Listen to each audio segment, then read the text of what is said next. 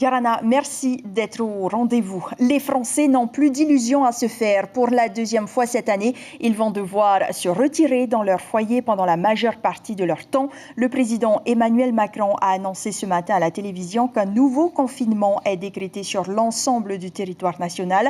Une mesure stricte qui entrera en vigueur dès vendredi et s'appliquera pendant un mois. Nous avons pris des mesures difficiles. Elles se révèlent insuffisantes pour endiguer cette nouvelle vague, a expliqué le chef de l'État. On écoute un extrait de son allocution. J'ai décidé qu'il fallait retrouver, à partir de vendredi, le confinement qui a stoppé le virus. Tout le territoire national est concerné, avec des adaptations pour les seuls départements et territoires d'outre-mer. Mais parce que nous avons appris des événements du printemps, ce confinement sera adapté sur 3 points principaux. Les écoles resteront ouvertes, le travail pourra continuer, les EHPAD et les maisons de retraite pourront être visitées. Comme au printemps, vous pourrez sortir de chez vous uniquement pour travailler, vous rendre à un rendez-vous médical, pour porter assistance à un proche, pour faire vos courses essentielles ou prendre l'air à proximité de votre domicile. C'est donc le retour de l'attestation. Et les différentes mesures annoncées seront précisées demain par le gouvernement central. Depuis ce matin, les services de l'État et du pays se concertent pour adapter les annonces faites par le chef de l'État. Le confinement devra être adapté pour chaque territoire et département d'outre-mer. Vous l'avez entendu, pour le président de la Confédération des petites et moyennes entreprises, si la Polynésie venait de nouveau à être confinée, ce serait une mort certaine pour l'activité économique. Christophe Plé répond à Corinne Tehitia. Beaucoup d'entreprises sont désorganisées dans leur façon de fonctionner. Mais en plus de ça, s'il y a des fermetures, on a vu le cas pour les restaurants le soir, et puis pour les discothèques, pour les bars, les salles de sport. On voit bien que c'est dépend maintenant des secteurs qui sont touchés. Il ne faudrait pas qu'on arrive à un nouveau confinement qui serait pour le moins difficile à encaisser pour l'économie polynésienne. Il faudra prendre des mesures pour les PME, les TPE. N'oubliez pas qu'il y a certaines entreprises qui payent des loyers par des baux commerciaux alors qu'elles ne peuvent même pas travailler. Et là, il va falloir que le gouvernement, par des mesures d'économie, peut-être même des aides aux PME, TPE, pour l'aider à ces gens-là à essayer de subvenir à leur entreprise alors même qu'elles sont interdites de travailler. Même si les Polynésiens respectent bien dans l'ensemble les mesures, les gestes barrières, le couvre-feu, il ne faut surtout pas qu'on aille vers un confinement parce que ça serait une catastrophe pour la Polynésie française. Les autorités locales devraient annoncer leurs mesures pour la Polynésie d'ici vendredi, alors que l'on compte 29 décès, soit 3 personnes en 2 jours. Le nombre de cas actifs également augmente. 2391 malades sont recensés ce mercredi, dont 85 hospitalisés. Parmi les annonces faites ce matin par Emmanuel Macron, une nouveauté par rapport au confinement de mars. Les écoles resteront ouvertes sur le modèle du reconfinement irlandais. Certaines règles vont évoluer, a déclaré le président de la République depuis l'Élysée. Nos enfants ne sauraient être privés du système scolaire, a-t-il justifié. Nous accueillons en direct par téléphone Temarama Varney, le secrétaire général de l'UNSA Polynésie. Temarama, Yorana, dites-nous d'abord ce que vous pensez de cette mesure concernant les écoles. Est-elle cohérente selon vous? Yorana pour la Polynésie. Comme tout citoyen, j'ai assisté à l'allocution du président Macron ce matin. Cohérence ou pas, en tout cas, ce qui est sûr, c'est qu'on s'attendait à cette mesure.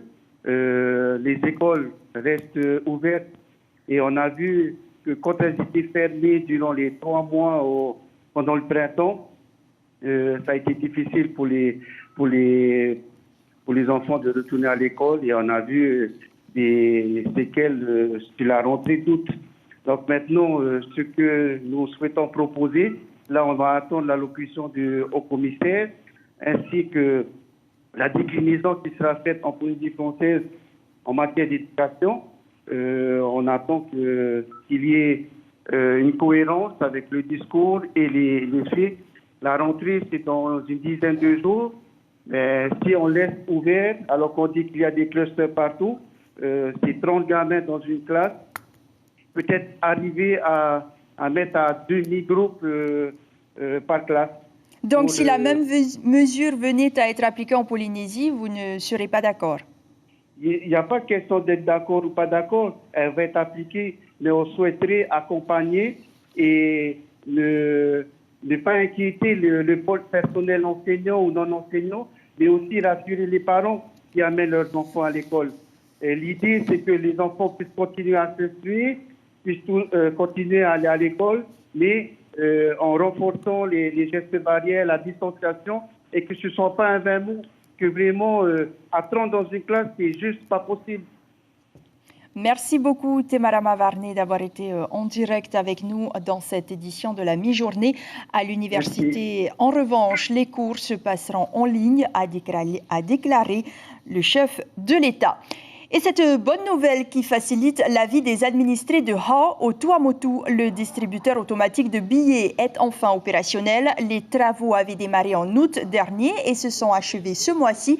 Cet appareil sera le 33e et le 33e installé en Polynésie. Jusqu'alors, les habitants se rendaient au guichet pour retirer de l'argent qui nécessitait des heures d'attente, l'île ne disposant que d'un seul bureau de poste pour un peu plus de 1000 habitants. On écoute ses réactions au micro de Mathieu Allou. C'est un gain de temps, déjà d'une part. Et puis par rapport à la maladie qu'il y a aujourd'hui, le Covid-19, ça permet de ne plus être en groupe dans la salle d'attente. Ça fait très longtemps que nous attendons un distributeur et aujourd'hui, c'est une première pour nous et c'est bénéfique pour tout le monde. C'était pratiquement 1 heure à 2 heures d'attente. Aujourd'hui, je pense que le DAB va faciliter surtout à ce niveau-là. Et puis ils sont sur le territoire depuis le 18 octobre pour oublier leur maladie. Les enfants de l'association Sourire à la vie poursuivent leur visite du pays. Ils sont à Raiatea pour 3 jours après Bora Bora où ils ont pu profiter du lagon aux 50 nuances de bleu. Ils ont découvert les vallées, les rivières et les montagnes de Raiatea. Ils ont également bénéficié de quelques apprentissages tels que la fabrication de mon-œil, de pakoko. Pas de doute, ils garderont des souvenirs impérissables. Frédéric Soto, le fondateur de l'association, répond à Julien Vescovali. Il est suivi de Eva Bourgeois qui accueille ce petit monde à Tevaitoa.